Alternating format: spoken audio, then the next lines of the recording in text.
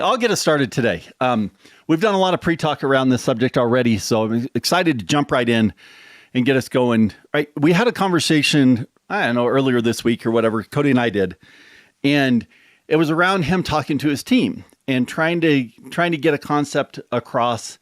And we'll use a couple different ways of trying to say the same things to see what resonates, right? But the best thing I'll use it right now is I'll just say, hey, doing the right thing or the important thing versus the big thing. Right. Yeah. And this concept of businesses are at different stages at different times in life.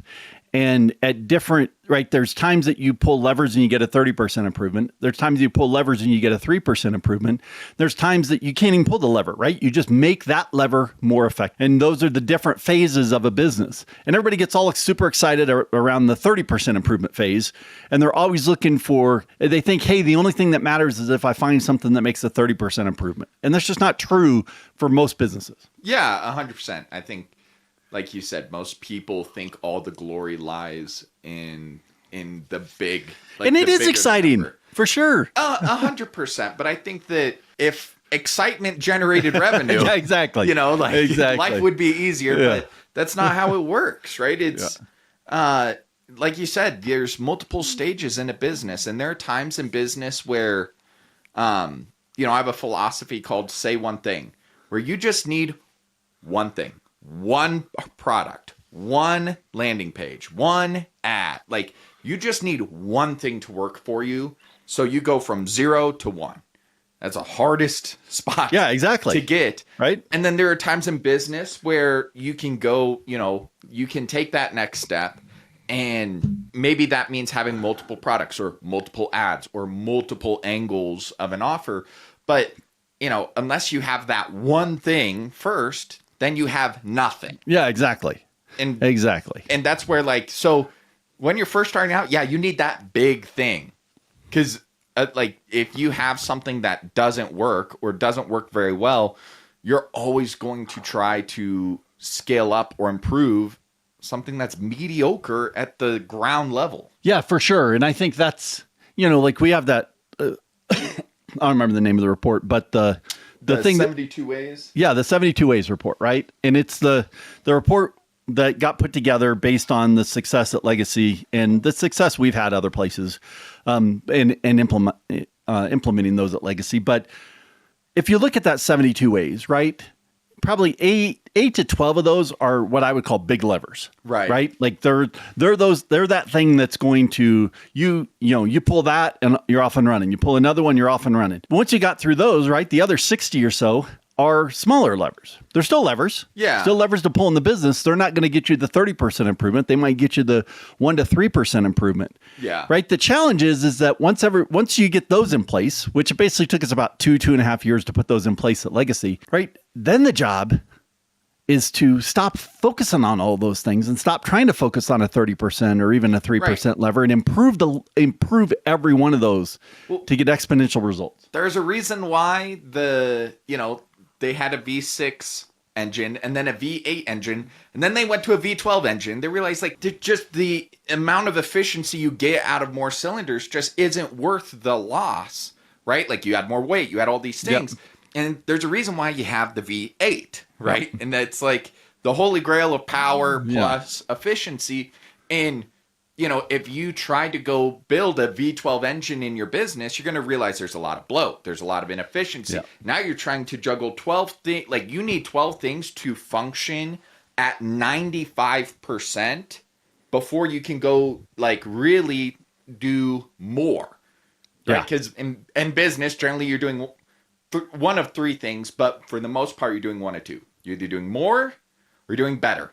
And if something's going wrong, then you're doing something different, right? Yeah. But if all you're doing is something different, that's the which wrong. A lot of people love, like the shiny object syndrome. Yeah. Run to something different before you get to more or better. But that's your emergency parachute. That's not the first thing you pull when you're looking at where you want to go.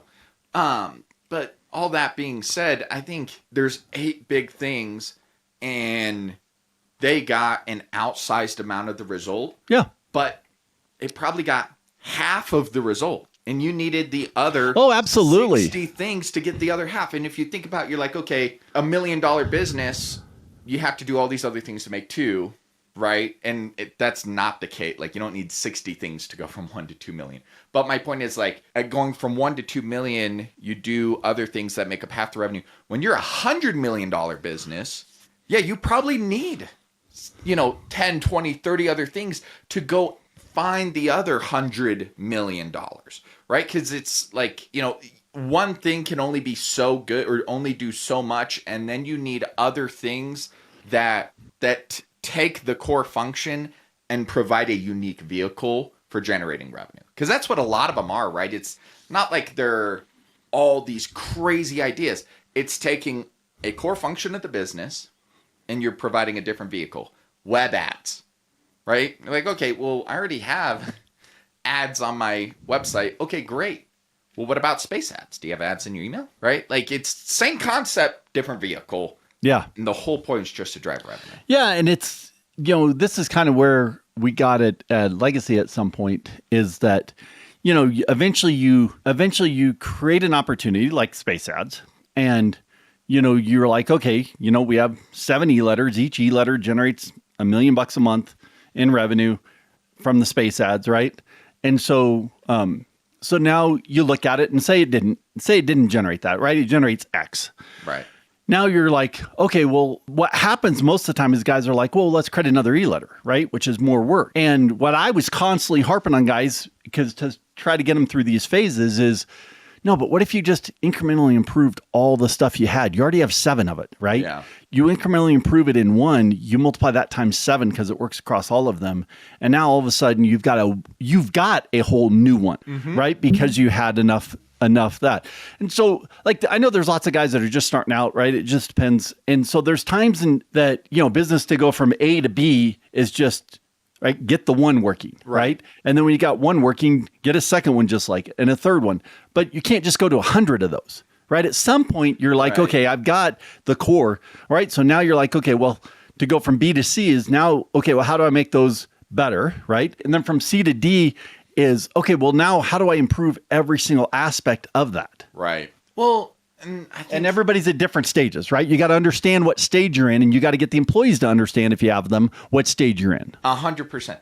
Because the biggest fault you see in a new business is that they try to be everything to everyone all at once. Yeah. And they try to do everything, right? They're like, okay, I'm going to be I'm going to do lawn service for residential. And then, but then they're like, oh, but a commercial thing would be great. And then what if we got into, Yeah, exactly. like all of a sudden you find yourself doing 3 different things and you can't get better at any 3 of the things because one might take away from the other. You haven't solidified your stability of your business in one thing, right? So this is talking about after you found that one big thing, what your product is, you have like something that's working, how do you figure out what else you need to hit that next level? And, we were talking earlier this week because I did a training for the team and I had mentioned to them, so things are going really well for us right now. And we had a leap in revenue. And generally that only happens when you're already doing all the right things. Yeah. And an external force comes in and picks it all up. And, I had heard someone on a call talking about like, man, what do we need to do to find another $2 million?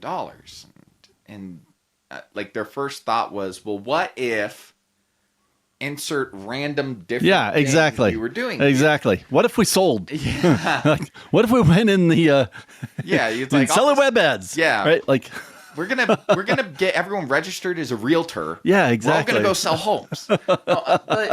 Like it was sounds like a pyramid scheme. Like it was the right way of thinking all the way until that point. Yeah, until implementation, right? Until you're like, okay, what is the thing we need to do? Yep. And you're like, you're right. Like, yeah, the right way of thinking is like, how do we do more? Like, how do we do more? Because lots of people don't want to do more. Or They're like, like, how do you because more, recreate the success? because more sounds like more work, Yeah. or whatever, right? We have a highly competent team, and that's why like they were thinking about it all the ways you want them to think, but they just like that last stepping stone just kind of fell out from underneath them. And so I ended up doing a training with the entire marketing team, and I showed them the math. I'm like, look, we're at a stage of the business where it's like we're doing thousands of orders on the front end, right? And we're converting at a fraction of a percentage point, which, believe it or not, for a lot for of the front end works, is sustainable. I was like, so what if instead of trying to find the new big thing, we just took, the math was 3,000 front end orders, converting at 0.7%. We're not even a whole percentage point, right? But that means we're driving 500,000 eyeballs to a page to only get 3,000 orders. And again, that's not bad performance. No. But it's like, what if instead of 0.7, we were at 0.8%, right? Like, what if we which lever are you going to pull? Yeah, like right? what if we got fractionally better? It's a fraction of a percentage point. Yeah, exactly. It's already a fraction, right? So you're a fraction of a fraction better, just 0.1% better, ultimately drove 500 orders based on our LTV, would have been worth 7 figures to us within a year. And the fact is that, right up front, it's a 6-figure opportunity. Over the course of a year, it's a 7-figure opportunity. And we didn't have to do anything crazy. Like, you're not reinventing anything at that point, right? You're just taking something that works and you're reducing the friction just a smallest amount to get a little bit better result. And you can have a 6 or 7-figure impact on your business. How do we make 2 million more? That's one way to do it. Yeah, and that's such a great point, right? So when you have a X, right, there's half a dozen vehicles to get there, and you have to identify which is the vehicle to get there, right? So I'll use an example from the legacy days, right? And something we're working on right now in Centurion is that when we first get there, right, we got to get the front end to work. Right. So if you don't have front end, if you don't have a way of acquiring customers, you have no business. It doesn't matter if you multiply it times 10 and make it super efficient, right? It's still 0 times 0 is still 0, right? I'll share a story I learned from that. Go ahead. So we had to get the front end working, right? Once you get the front end working, now you're like, okay, we got the front end working. Now let's make sure that we're bringing in those front end names that are actually apply and we can make exponential returns on them, right? Right. Those, what I called names that we can monetize. It didn't mean we weren't making money on the front end names, but let's work on those ideas that turn into X plus 3 instead of X plus 1, right? And so you get that, right? The third step for us, once we got that lined up, was, okay, well, now how do we optimize the entire friggin' thing, right? Yeah. By how do we increase our average cart value? How do we fix our funnel? How do we do that stuff, right? Unfortunately, I've been at this a long time, right? The challenge for most people is as they're getting the front end working and our average cart value, say, was like $85, right? When I know it should be 120, right? Is they want to work on average cart value and get it to 120. And right off the bat, and I'm like, well, yeah, 85 works though, right? If 85 works, then let's get 85 to work on the front end. Then let's get the right name so the $85 turns into the most amount of money. Then let's go back and take all these that we're already doing and turn 85 to 120. Right. And I think what ends up happening is what happens to the business if you go from an 80 average because cart I've done value it. 120, but you also know that if you I'll use something visual. If you had put a square wheel on a wagon, right, and you're like, all right, now we can move this thing, and you went and moved it, right? Like, you're gonna get somewhere. You probably won't have much of anything left in the wagon by the time you get there, but like technically it works, and you're like, okay, but that's probably not that's not going to get us where we want to go, even though it's a way that works. And just in the same way of like, okay, if you'd got to $120 average cart value first, that is a way to get there, right? But it's just not a way. Like, it's not the way that's going to get you the outcome you actually want. We would have never reached the success that we reached if we had done that first. Right. Like we just wouldn't have, right? And what the challenge was, and the reason why I knew that is because I'd already done it that way before. Most small businesses, right? When you're in a $1 to $5 million company, right? The job is to take the 80 and turn it to 120. Right. Right? Because they need the money today. Right. Right? What I knew is we already were making money today. What I wanted was the pot of gold at the end of the rainbow and, the $400 million year. Yeah. And the way you get to the $400 million year is you do the right things in the right order along the way. And doesn't mean we got it right all the time. No. Right. And could we have, maybe we would have got to 400 million if we had done that early. I just don't think so, because we'd have been focused on the wrong thing, or the right thing at the wrong time, or the wrong thing at the right time, however you want to pronounce it, right? We wouldn't have been focused in where we needed to be in order to get us from A to B. We were trying to go from A to D. You can't go from A to D. Go from A to B. Absolutely. Well, you can. It's really, really, really hard. And, unless you've got the and timing's got to line up, right? And, all the things, and we would have missed the pandemic window that really exponentially grew us. I do want to say one thing about your 3,000 order a day concept, right? Like in order to pick up your 2 million, there's a bunch of ways to get there. You take your 3,000 a day, your promotions that you're doing, and you get them in other places. Right. Right. So that grows them still at the 0.7%. You do more promotions. Absolutely. Right. If you know that, hey, I've got ideas that would resonate in the marketplace that I haven't shot yet, and we got the bandwidth and the team to do it, you do more promotions, right? That gets you to the 2 million. Or you improve the stuff you had, which allows you to keep the entire same team that you're doing. Yeah. You're not spending any more money, right?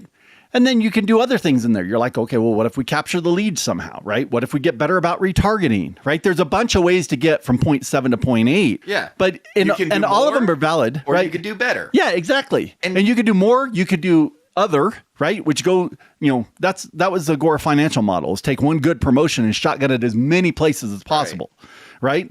Our model was, hey, we know these 7 ways of are the highest LTVs. So what if I put the maximum? What if I do more into those 7? Right. I don't worry about all the other stuff. I'm not worrying about Taboola on Sunday morning on the MSNBC channel at 4 a.m. Like, I'm not worried about that. I'm not trying to figure out an infomercial or radio. I'm like, I got 7 ways that all created an outstanding LTV. Now let me just shove as many things as I can into those 7 ways. Exactly. So I want to step back and tell this story of, it definitely was a way to go about it. I wouldn't replicate it, but so when I came on to this one company, first of all, they're like, oh, we're doing 4 million a month. And, I show up and they're doing 3 million a month. Yeah. And, it's always the way it works. Yep, always. But, they're like, and, we want to hit the next level. And I'm like, okay. So I jump in and, immediately we have a monetization plan and a schedule and all this, right? And first launch does $1 million and it's great and everyone's riding high. And about 2 weeks go by and I'm like, man, something's missing. Something's not here. They had no acquisition, no leads. Yep. No front-end customers. All they had was their organic reach. And I was like, oh, for lack of a better term, oh shit. So what I had to do was, we had this monetization machine and you wanted to hold the revenue. Yep. But you're essentially on a train that you've already got momentum on, and you're trying to lay the tracks out in front of it so you don't crash the thing, which is ultimately what happens when you try to extract all the value out of your list without either providing more value or getting a new list, right? Exactly. And I'll tell you, that's not the way I would do it again.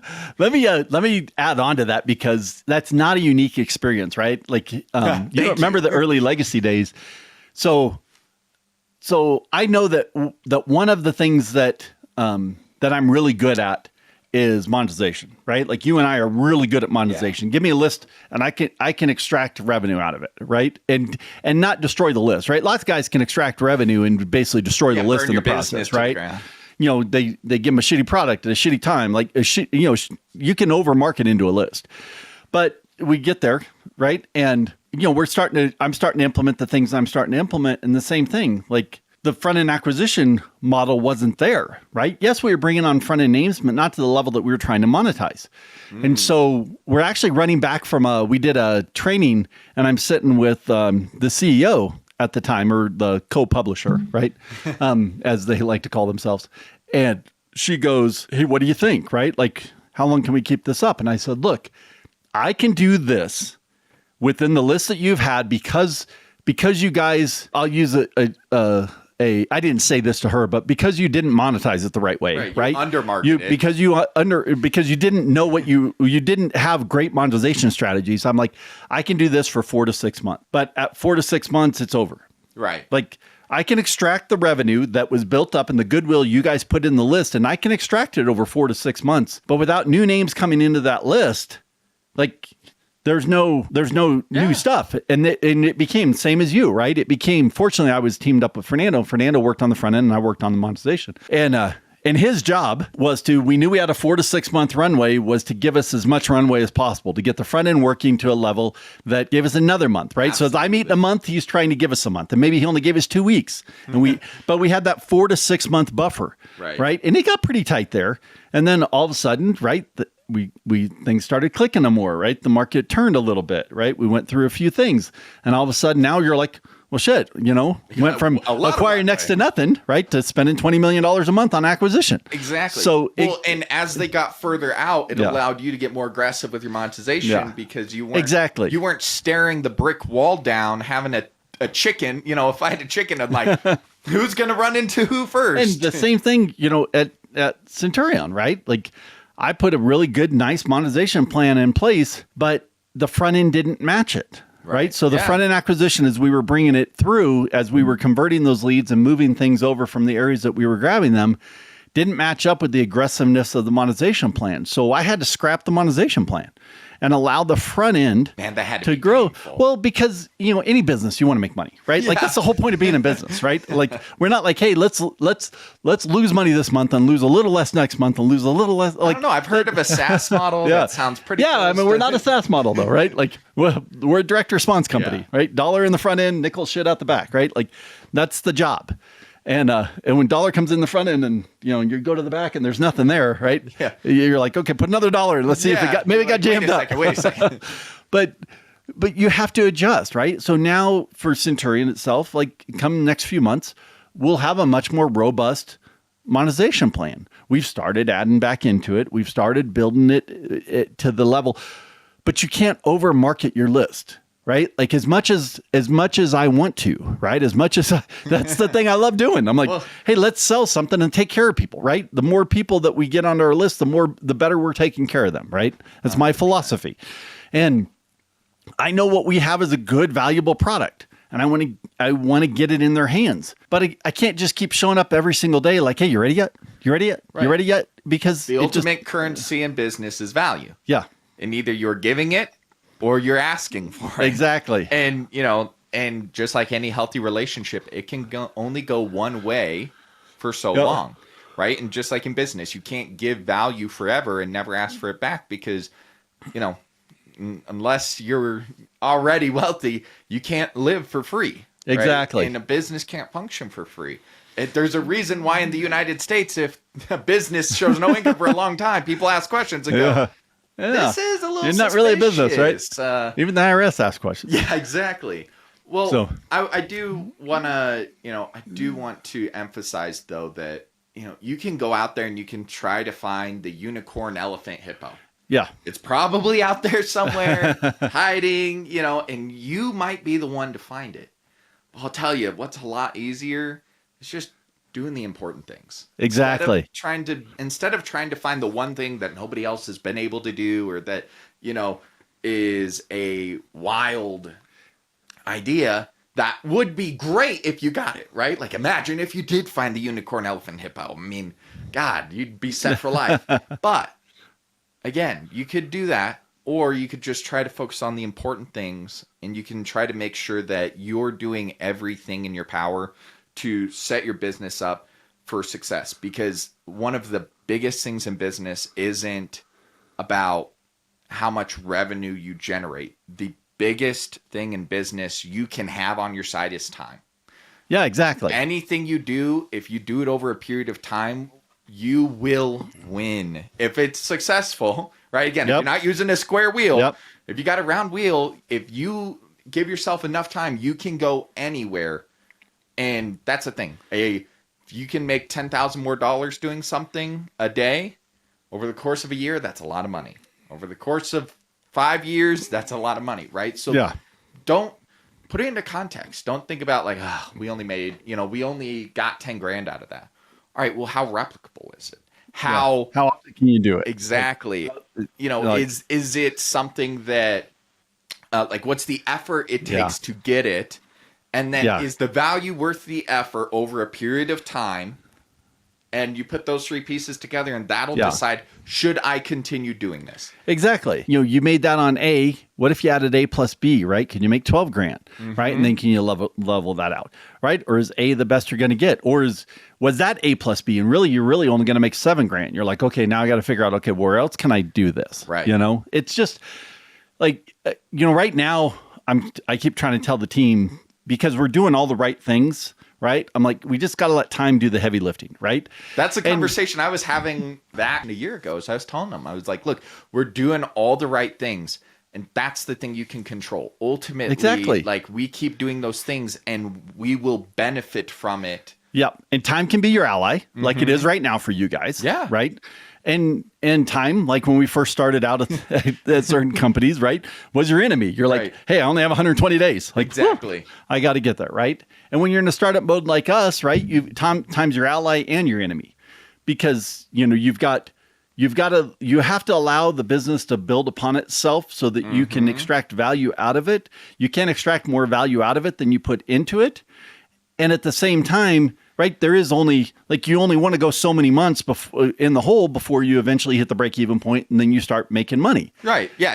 You literally are like being on a train. You're gathering all the momentum. Exactly. And you're trying to make sure there's enough track And ahead you know of the right things are up there. Yeah. Like, the right things are up there. You just have to get to them. Yep. Right. So it's I think this is such a valuable conversation, because for yourself, or if you've got employees, right, like you and I do, that work with us, letting them understand which phase of the business you're in is in getting them on board. Because some people only do really good in A to B, right? They only do really Yeah. good on the big lever stuff. Yeah. Right. They don't want to run through, right?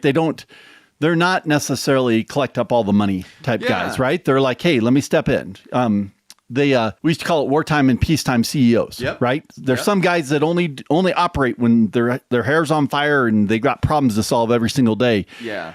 When you end up in peacetime, where like your job is just show up and pick up the money out of the wheelbarrow and drive away, they're bored. Right. They're like, no, I need a challenge. I need the stress. I need this. They start to create it. Well, it's it's like it's the martial law of business, Yeah. right? Where it's like, look, here's what we're going to do. This is here's how we're going to do it. We don't need other ideas.